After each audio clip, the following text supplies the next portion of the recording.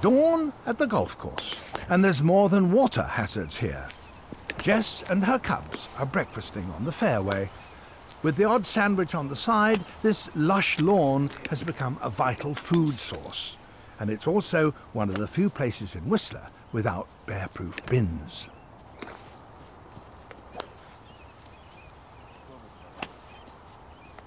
Jess is getting more belligerent by the day, and her cubs are learning from her every move.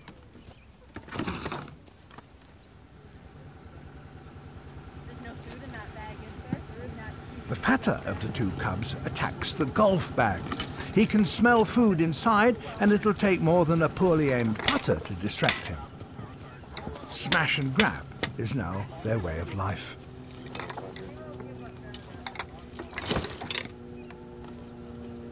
And at this time of year, it's each cub for himself.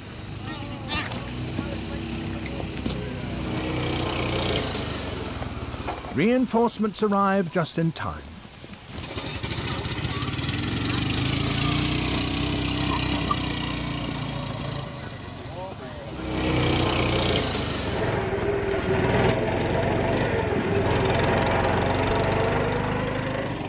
But the golf buggy merely moves the problem on.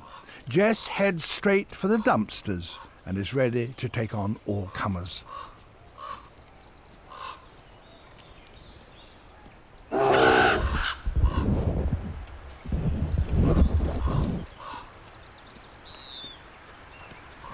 She and her cubs are already more than fat enough for winter. They don't need to eat anymore, but they're driven by their greedy instincts. Although these aren't even food bins, they're full of cardboard, Jess can't resist climbing in. They're all programmed to keep piling on the kilos.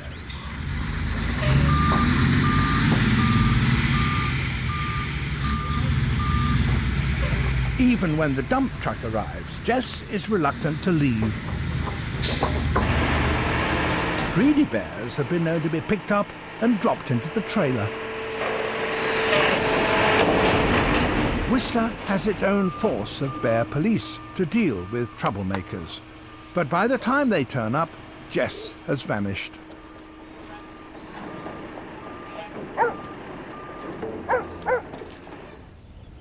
Jess and the cubs are next sighted in a nearby garden. They may be on the run, but they're still eating.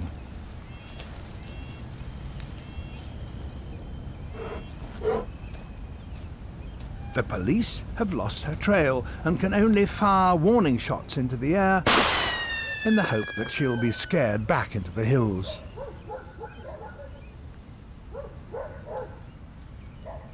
But flimsy fireworks aren't enough to deter this hardened gang. Patience is wearing a little thin, and the police decide to set a trap.